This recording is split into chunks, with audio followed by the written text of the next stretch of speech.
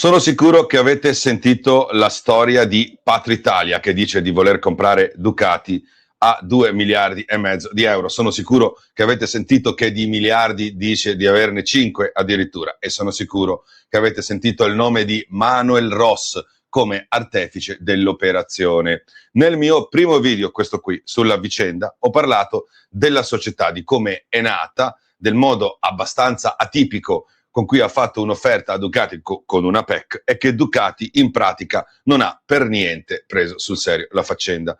Nel secondo video, invece, questo qui, abbiamo visto il valore di Patritalia, cioè una società inglese fatta di azioni che si è autovalutata 5 miliardi e li ha messi dentro un'altra scatola che poi è la Patritalia Italiana SPA. Di cosa siano fatti questi miliardi e da dove vengono, nessuno lo ha ancora capito. Bene, il terzo video, invece, questo qui, parlerà di questa vicenda il signor Manuel Ross. Quello che penso di Patritalia e della operazione credo sia chiaro. Sarebbe troppo facile dire quello che penso di Manuel Ross, il video durerebbe 15 secondi, ma siccome ho imparato che il pubblico non va convinto né ha senso fare i saputelli, ma va informato in modo che poi valuti, vi faccio vedere cosa dice Manuel Ross sia di se stesso che delle vicende in cui è stato coinvolto, sia chi ci ha avuto invece a che fare. Secondo me basta e avanza per farvi un'idea. Poi vediamo anche le iniziative più recenti di cui Manuel Ross è protagonista,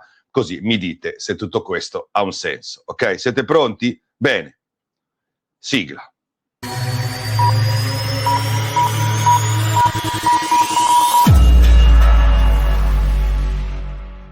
Attenzione, prima di cominciare devo fare un aggiornamento importante. Dopo i miei video su Patritalia ho contattato Manuel Ross, il quale mi ha risposto su LinkedIn con un messaggio molto lungo, molto aggressivo, pieno di attacchi personali nei miei confronti. Ross mi dice che faccio molto male il mio lavoro, che avrei una conoscenza finanziaria e societaria uguale a zero, e definisce il mio microfono uno sputaveleno. Mi dice ripetutamente di vergognarmi, se la prende persino con l'intelligenza dei miei follower, cioè voi.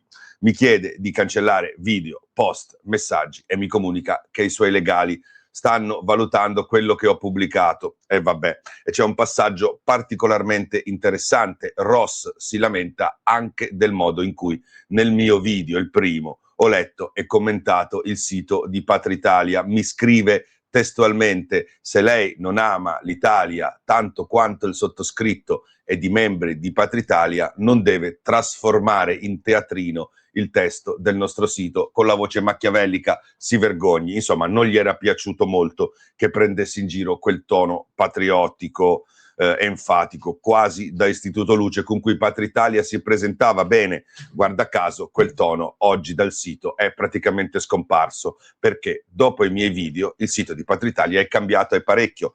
Il vecchio chi siamo, quello dell'amore per la patria, il sentimento di ingiustizia delle aziende italiane finite nelle mani degli stranieri, è stato profondamente trasformato. Al suo posto una presentazione molto più finanziaria e istituzionale, diciamo, e sono comparse molte più spiegazioni su strategia, capitale, investitori, advisor, professionisti e struttura dell'operazione, proprio quello che chiedevo ed evidenziavo mancasse nei video che avevo fatto io. E la cosa curiosa è che molte di queste nuove spiegazioni rispondono proprio direttamente proprio alle domande che avevo posto nei miei video e alle quali Ross risponde anche nel messaggio che mi ha mandato. Nomi di banche, investitori, advisor e professionisti continuano a non comparire, ma le risposte, almeno in parte, adesso ci sono. Io ho mostrato un sito, ho posto determinate domande e Ross mi ha risposto, e oggi quel sito è diverso e contiene risposte su quegli argomenti lì, guarda caso. Siccome noi i siti web ce li salviamo, torneremo separatamente confrontando nel dettaglio il Patritalia di prima e il Patritalia di oggi, quello dopo i video di Mr. Helmet. Lo stesso vale per LinkedIn, dove dopo i miei video sono arrivate spiegazioni un po' su tutto con post a valanga. Questo video invece è dedicato a Manuel Ross, e visto quello che è successo con Patritalia, mentre guardate i siti e i progetti che sto per mostrarvi, tenete in mente una domanda: chissà se dopo questo video cambieranno anche gli altri. Nel frattempo, proprio mentre monto questo contributo qui, i dati dei suoi siti cambiano ancora e i progetti si ingrandiscono e non di poco. Vabbè, non gli stiamo dietro. A dopo. Ciao da Mr. Helmet, come avete sentito dalla intro abbiamo tanto da vedere e da cui trarre conclusioni, quindi andiamo subito al sodo. Manuel Ross è un imprenditore italiano classe 1977. Sul suo sito personale si descrive come un imprenditore che dopo anni di attività avrebbe accumulato un patrimonio personale e costruito un gruppo di imprese attive in settori molto diversi, praticamente tutti. Il centro di questo universo si chiama Finsor Holding. Ross ne è il fondatore e presidente e la storia della società sarebbe iniziata nel 2013, anche se poi vedremo che la registrazione avviene 10 anni dopo. Va bene, oggi Finsor si presenta come una holding finanziaria internazionale a capo di un gruppo di società attive in diversi settori e arriva ad attribuirsi un valore superiore a 20 miliardi di dollari.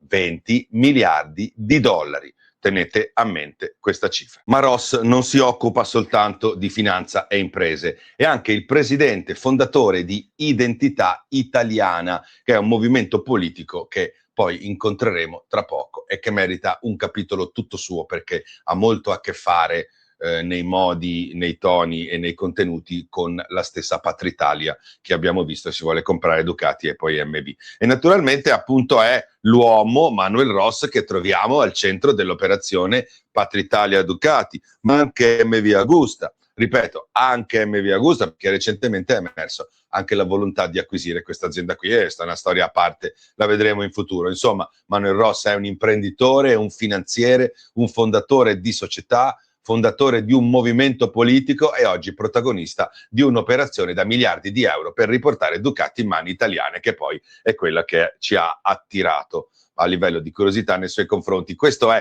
il Manuel Ross che viene presentato oggi, però se vogliamo capire chi sia, abbiamo una possibilità molto più interessante, possiamo lasciare che sia lui stesso a raccontarsi, perché nel 2020 Manuel Ross decide di farlo attraverso un'intervista concordata sia chiaro, con 100 domande in cui non c'è contraddittorio, ma solo la sua versione dei fatti e ne ha veramente per tutti. Manuel Ross sostiene di essere stato vittima per oltre 10 anni di una gigantesca campagna diffamatoria. Certo, accusa i giornalisti e media italiani di aver pubblicato informazioni false sul suo conto e di avergli rovinato la reputazione e di aver raccontato le accuse senza dare lo stesso spazio alle assoluzioni e alle archiviazioni, non solo alle condanne che comunque ci sono. In queste interviste i giornalisti naturalmente sono un tumore della società e un cancro sociale.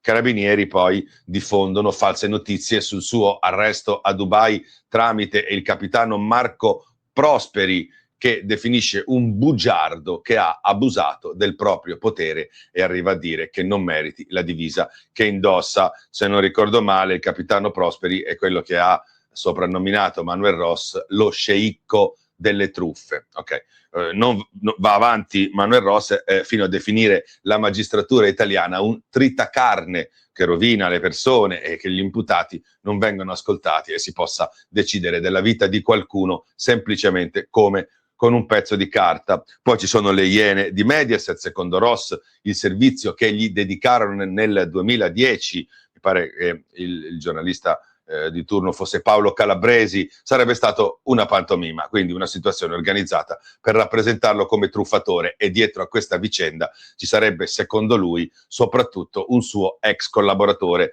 e forse la persona contro cui si scaglia con maggiore violenza. Lo accusa di aver orchestrato una campagna contro di lui, di aver coinvolto le Iene, di aver alimentato un blog dedicato a Ross e addirittura di ricattarlo. Lo descrive come frustrato, invidioso, geloso, incapace, bugiardo, ossessionato, ricattatore, malato mentale. Eppure su Facebook ci sono gruppi con accuse molto precise e dettagliate nei confronti di Manuel Ross, con tanto di segnalazioni di truffe e pubblicazione di notizie di arresti, condanne e tutto il repertorio. Tutte notizie vere, documentate e con testimoni che ci mettono la faccia con i loro profili pubblici e con dati circostanziati. Va bene, ma non finisce qui, perché Ross sostiene di essere stato condannato in contumacia, cioè in sua assenza, senza essere mai stato interrogato. Accusa le procure di aver ignorato un suo memorandum che dice di aver depositato nel 2011 spontaneamente, e contesta la gestione della sua estradizione dalla Francia. Dice di aver persino scritto al presidente della Repubblica Giorgio Napolitano, e nel passaggio probabilmente più pesante di tutta l'intervista arriva a descrivere il sistema composto da forze dell'ordine, magistrati e giudici come una macchina della morte.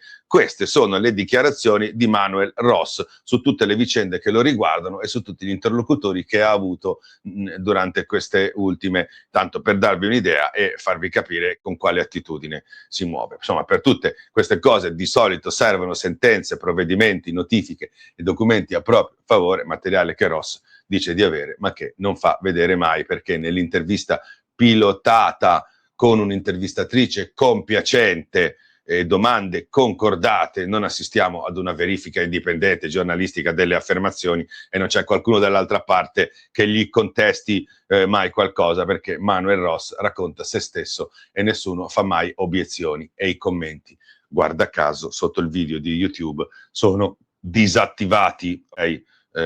Disattivata è ogni forma di contraddittorio. Perfetto, così vi metto il link dell'intervista completa in descrizione, guardatela e poi magari vi fate la vostra idea e mi fate sapere se questo signore nell'intervista è quello che vuole comprare Ducati, raccontano la stessa storia, e se voi soprattutto gli credete. Bene, adesso andiamo a vedere quello che Manuel Ross ha costruito. Il punto di partenza è Finsor Holding, e vedrete che saremo di fronte a cose che abbiamo già visto, perché intanto preparatevi, perché i numeri diventano importanti. Sul proprio sito Finsor si presenta come una holding finanziaria internazionale proprietaria di una organizzazione composta da oltre 150 società costituite in diverse giurisdizioni e operative in tutto il mondo. 150 società, 150 aziende. Il sito spiega inoltre che questo enorme portafoglio sarebbe organizzato intorno ad alcuni grandi gruppi. Si occupa praticamente di tutto Manuel Ross. Allora, io ho fatto quello che faccio sempre e che secondo me dovrebbero fare anche altri che fanno questa professione, prima di dare spazio e importanza a individualità e idee di questo tipo. Sono andato a cercarli in questi gruppi ed è cominciata una situazione che ormai, seguendo questa storia, dovrebbe risultarvi abbastanza familiare. Sul sito di Finsor vengono indicati i siti dei vari gruppi industriali, societari, ok? Billiomar Group, il sito non risulta disponibile. Automat Group, il dominio indicato risulta in vendita. Itason Group, sito non disponibile. Pastafly Group, sito non disponibile. Remar Group, sito non disponibile. Poi il nome Remar non compare neppure per la prima volta, perché Companies House, quindi la Camera di Commercio britannica, conserva anche tutta una serie di precedenti società sempre britanniche associate a Manuel Ross con il nome di Remar, Remar Group, Remar Industries, Remar Petroleum, Remar Properties, che oggi risultano dissolte. Puff! Sui social ovviamente ci sono, perché ormai Manuel Ross deve aver capito che con la stampa che c'è in giro avere un profilo social è sufficiente, uno va, lo trova e allora è tutto ok. Ripeto, un sito che non funziona o un dominio in vendita non dimostrano che una società non esista o che non pratichi, ok? Ma quando una holding si presenta al pubblico come una struttura internazionale, un megagruppo con 20 miliardi e 150 società, uno si chiede dove sono, cosa fanno queste società, e allora sono andato dove si dovrebbe andare, quindi direttamente al registro delle imprese britannico, perché Finsor Holding PLC esiste davvero, è una società britannica costituita il 16 gennaio 2024, Manuel Ross ne risulta direttore e Company House registra inoltre complessivamente 21 incarichi societari associati al suo nome. Alla costituzione di Finsor Holding PLC viene dichiarato uno state of capital, indovinate quanti soldi vengono dichiarati? 3 miliardi e mezzo di sterline, i soliti miliardi. Vi ricorda qualcosa? Ormai sappiamo che leggere una cifra gigantesca, miliardesca alla voce Capital non significa automaticamente aver trovato 3 miliardi e mezzo di sterline sul conto corrente, e infatti c'è un altro documento molto più interessante delle dichiarazioni, delle autocertificazioni di Finsor. Ok, gli ultimi conti disponibili di Finsor Holding PLC, quelli relativi all'esercizio chiuso il 31 gennaio 2025, sono stati depositati a Companies House come Accounts for a Dormant Company, quindi una società dormiente, cioè che quindi non opera. E la stessa cosa accade con Finsor Limited, Finson Management Limited, e anche per queste società i conti relativi al 31 gennaio 2025 risultano depositati come conti in società dormienti. E non basta, perché nel maggio 2026, quindi proprio mentre Compatritalia stava offrendo soldi per la Ducati, Companies House ha pubblicato per Finsor Holding PLC un First Gazette Notice for Compulsory Strike Off, cioè al momento in cui sto registrando questo video il registro la indica come attiva, quindi Active Proposal to Strike Off, cioè un avviso attivo di cancellazione. Vuole cancellare queste società perché non hanno conti e non fanno nessun tipo di attività, cioè quindi sono società dormienti, fantasma. Questo non significa che Finsor non esista o che le dichiarazioni sul sito siano false, significa però che servono spiegazioni, perché se uno dice di avere un impero di 150 società, attività in tutto il mondo, un grande gruppo finanziario internazionale, poi dall'altra parte invece chi cerca trova documenti pubblici britannici con società costruite per un paio d'anni fa, ultimi conti disponibili depositati come società dormiente e una procedura di cancellazione in corso, e allora la domanda diventa inevitabile. Dove si trova concretamente l'impero raccontato sul sito? Esiste? Che impero è? Di che cosa è fatto? Quanto fattura? Dove sono i bilanci? Voglio semplicemente capire, perché se questa è la holding, insomma, figuriamoci il resto. E in più cerco di capire l'universo imprenditoriale di Manuel Ross, più trovo una quantità enorme di dichiarazioni, numeri e progetti, e più mi viene voglia di cercare quello che c'è dietro, e trovo tante Patritalia, quindi trovo tante volte valore autoattribuito, ma quantificabile mai. Poi magari sbaglio io a cercare. Però adesso dobbiamo conoscere un altro Manuel Ross, il Manuel Ross politico, e qui entriamo nel mondo di identità italiana che non vi racconto io perché si racconta da sola. Okay? C'è un sito che sembra fatto con il Commodore 64, pieno di proclami che vanno oltre l'estrema destra, molto oltre, con un programma veramente reazionario per Manuel Ross, candidato alle politiche del 2027, lo vedete qui, candidato con al centro vota sulla palla de Natale. Sul sito c'è anche un calendario incontri in cui andare a fare la sua conoscenza e a porre richieste e domande.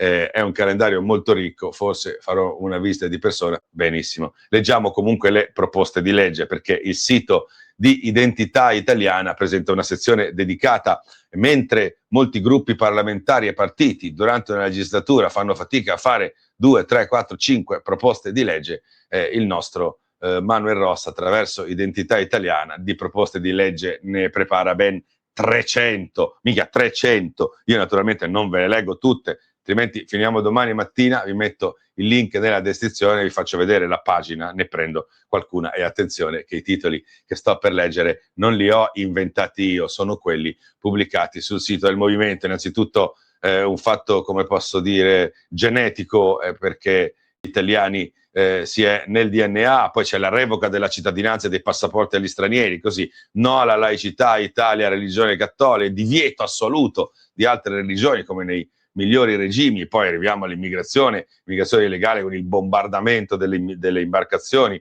l'espulsione immediata dei clandestini, che sono cose più che per assonanza abbiamo anche già sentito, anche fattibili, ma poi dopo bisogna andare a cliccare per capire i modi, eccetera. L'utilizzo dell'esercito per ripulire addirittura le strade degli immigrati, nessun diritto civile ovviamente agli immigrati clandestini, andiamo avanti perché poi c'è la tassazione maggiorata per chi assume gli stranieri, cioè se volete prendere un corrispondente lingua estera oppure una badante vi tassano di più se sono stranieri, aziende dello Stato solo per gli italiani, solo italiani nei servizi pubblici, va bene, limitare gli investimenti liberi agli stranieri e poi alcune cose curiose come solo calciatori italiani nelle squadre italiane, va bene, e poi l'elenco pubblico dei drogati per farli vergognare e trasformarli in rifiuti della società umiliandoli pubblicamente. Poi la rigenerazione dei presentatori televisivi che non possono condurre quiz per troppi anni. Queste sono le preoccupazioni di Manuel Ross, che stanno più o meno allo stesso livello, con rimozioni di regioni, province e comuni. E questa, insomma, abbiamo visto, parlando di Ducati, che è un'operazione che avrebbe lo scopo, no, di riportare un'azienda italiana sotto il controllo italiano. Segnatevi divieto per gli stranieri di acquistare le nostre aziende, e poi troviamo, e qui siamo veramente nel surreale, la deportazione, quindi non la remigrazione, la deportazione, chissà dove, immediata degli stranieri per ogni reato, deportazione del resto, anche per chi tradisce il Made in Italy, e qui non so cosa vuol dire, se compro le Nike, se mangio il kebab, se posso essere ritenuto un traditore del Made in Italy. E ancora immunità penale totale ai cittadini e alle forze dell'ordine per la protezione nazionale, e poi autorizzare i cittadini alle ronde notturne, pena di morte assortita per vari reati. E qui lo avete capito, alcune cose hanno anche senso e trovano anche spazio in una certa, no, fazione politica, linea di massimo sovranismo anche estremo, però di solito non sono proposte di legge. Questi sono pensierini da Facebook, perché le proposte di legge sono un'altra cosa, richiedono una copertura finanziaria, delle logiche, no, normative, e poi soprattutto, anzi, prima di tutto, anche il rispetto dei diritti umani, per non parlare del budget, perché per esempio troviamo proposte per uno stipendio minimo di 3.000 euro riservato a tutti i cittadini italiani, bello, uno stipendio minimo di 10.000 euro per le forze dell'ordine, uno stipendio minimo di 5.000 euro per il personale ospedaliero e 10.000 per i medici, quindi medico e carabiniere guadagnano uguale, come appunto nello Stato zapatista. Come vengono finanziate contemporaneamente tutte queste misure è una domanda che lascio volentieri agli economisti, però aspettate, perché ancora non abbiamo visto quella che personalmente mi ha fatto fermare più davanti allo schermo, la proposta numero 97, un numero a caso così, dell'elenco pubblicato sul sito, testualmente: creazione della Italian Deportation Airline. Chissà perché poi ha scelto il nome inglese con tutto il sovranismo, ma insomma si tratta della deportazione aerea, una flotta di 60 aerei da costituire dedicata alla deportazione degli immigrati. Non me le sono inventato io, non è satira, lo vedete sul sito di Identità Nazionale, esiste una sezione dedicata alla Italian Deportation Airline con tanto di immagini degli aerei per una compagnia di bandiera dedicata a questo. 60 aerei, tenete conto che la nostra compagnia di bandiera ITA ne ha pochi di più, e hanno fatto fatica a salvare quella, figuriamoci a crearne una solo per deportare. Ok, questo esiste, è il progetto pubblicato del movimento. Adesso torniamo per un momento a Ducati, perché adesso abbiamo due elementi da considerare. Allora, abbiamo un elemento in più per comprendere il linguaggio utilizzato intorno all'operazione di Patria Italia, perché Patria Italia è la versione aziendale di Identità Nazionale e nasce con l'obiettivo di riportare sotto il controllo italiano aziende considerate strategiche e finite in mani straniere, e proprio Identità Italiana propone esplicitamente di vietare agli stranieri di acquistare aziende italiane. Pescano nella pancia, nel facebookiano, nel buongiornissimo caffè. Insomma, non si tratta, no, di vere e proprie situazioni politiche plausibili, politiche e industriali plausibili, ed è per questo che ve le faccio vedere, per darvi un'idea e cercare di fotografare il personaggio, ok? Perché Manuel Ross è al centro di entrambe queste iniziative. Non significa che Patria Italia e Identità Italiana siano la stessa cosa, sono due soggetti diversi, ma ripeto, è molto importante, il linguaggio e gli obiettivi sono gli stessi. Riportare in Italia le aziende italiane controllate da stranieri non compare improvvisamente con Ducati, è una cosa che esisteva già e fa parte di una visione politica che Manuel Ross ha reso pubblica e adesso vuole ingrandire, perché Manuel Ross non si limita a voler comprare Ducati, vuole anche MV Agusta, come emerso negli ultimi giorni. Spoiler, secondo me non avrà nessuna delle due.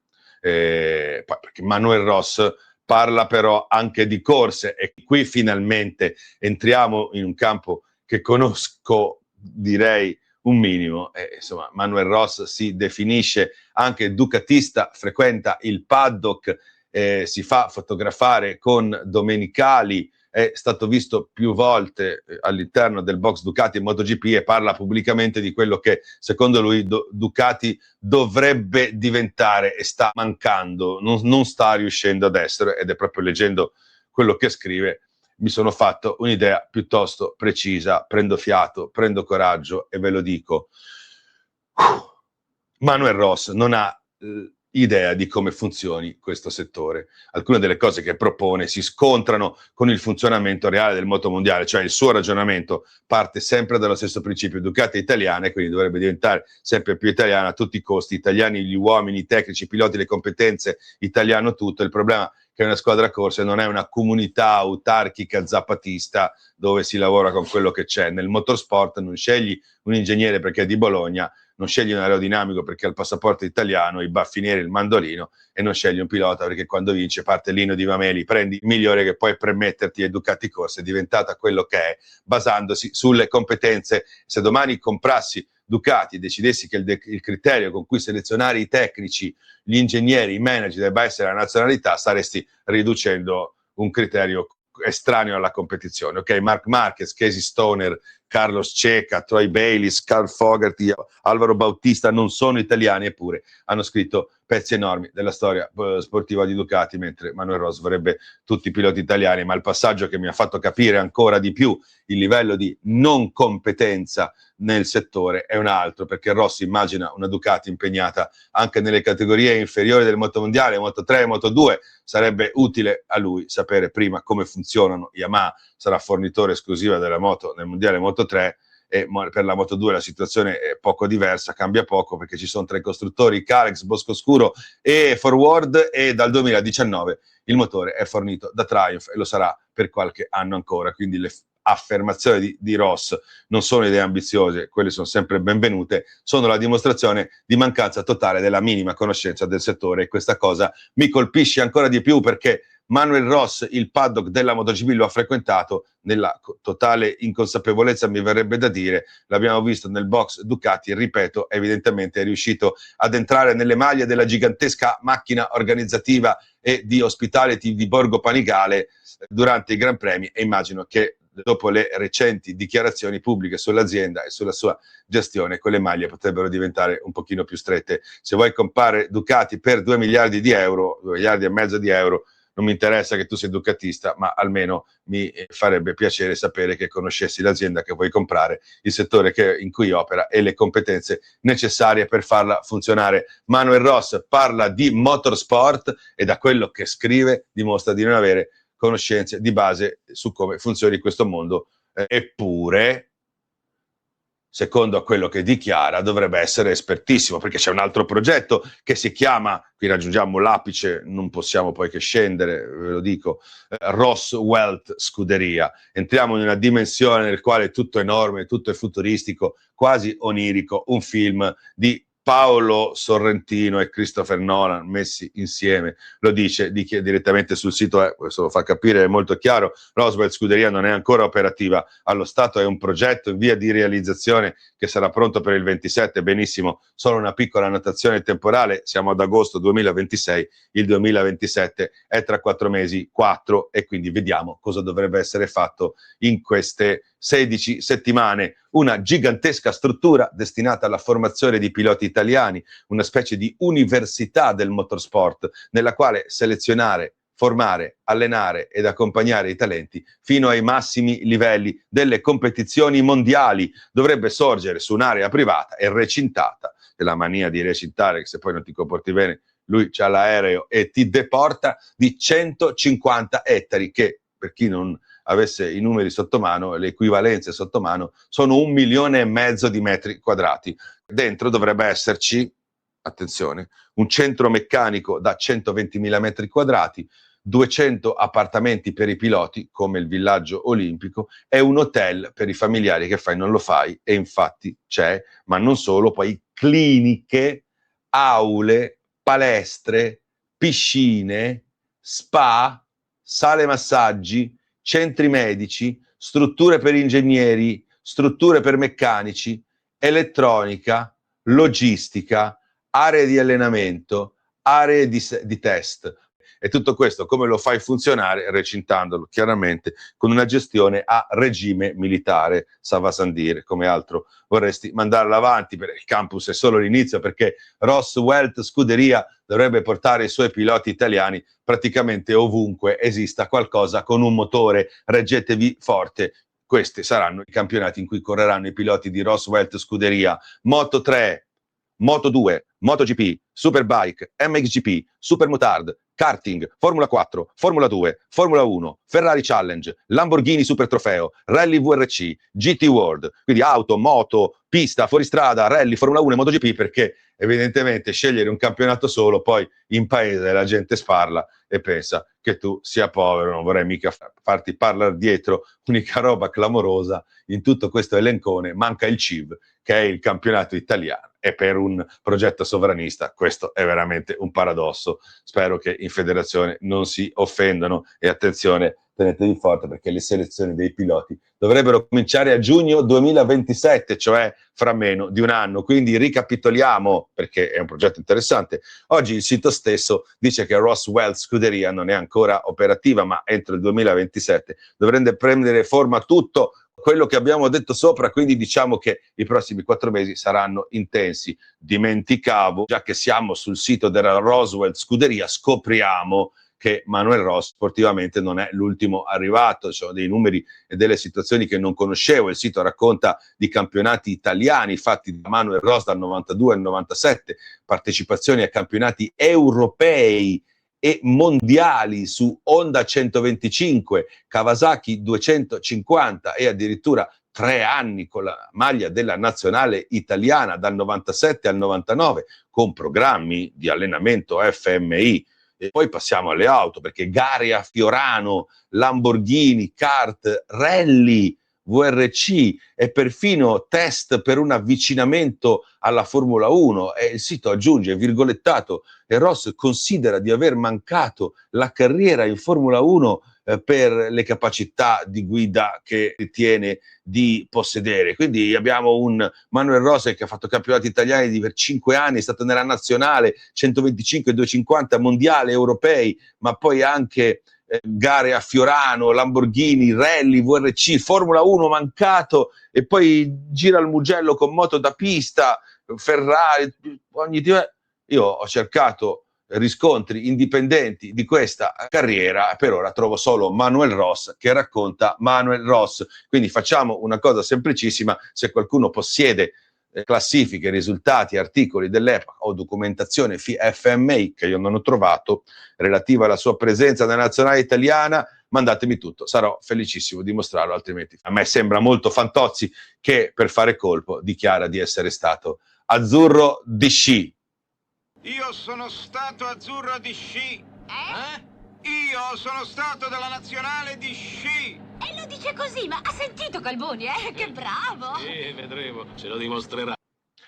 Poi c'è un'altra cosa che mi colpisce: se guardate il sito, tutto questo mondo viene rappresentato visivamente come già fatto, ci sono immagini, strutture, ambientazioni, paddock, edifici, sembra quasi di osservare qualcosa che esiste già. Si vede che è farlocco chiaramente, perché è fatto con l'AI e anche male, però poi arriva la precisazione che non è ancora operativo, che è un modo elegante per dire che non esiste un cazzo. Ma nonostante questo, sulla pagina di LinkedIn invece si fa una specie di retromarcia, e al link Roswell Scuderia scopro che Roswell Scuderia si definisce già l'accademia più imponente, completa ed organizzata al mondo. Indica 1855 posti di lavoro e come sede scrive letteralmente Emilia-Romagna, luogo tenuto segreto per il momento, perché evidentemente in Emilia-Romagna si può costruire di nascosto, come fosse una delle basi dei cattivi di James Bond,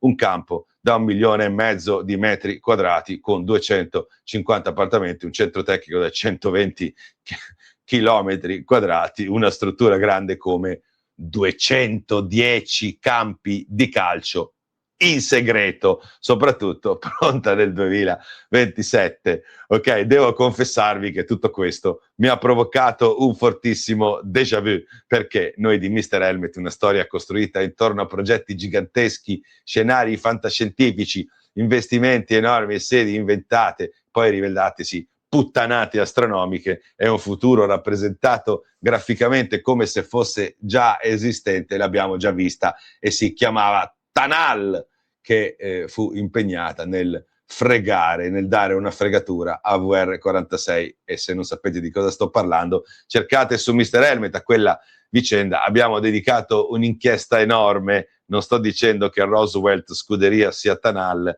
e che nelle sue vicende ci siano gli stessi comportamenti, e non sto attribuendo a Manuel Ross quello che abbiamo documentato allora, sto solo dicendo che il modo di comunicare cose gigantesche senza che esistano mi ricorda quella storia lì, e quindi applico esattamente lo stesso metodo che applicai allora.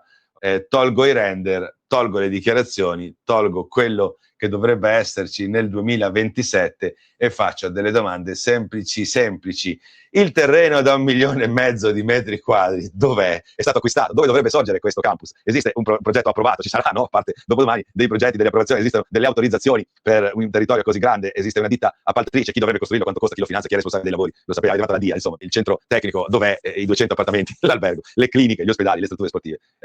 E poi dove sono le squadre, quali accordi esistono, chi sono i team, quali strutture tecniche sono state già create, e di tutta questa gente che ci dovrebbe lavorare nel paddock non si sa niente.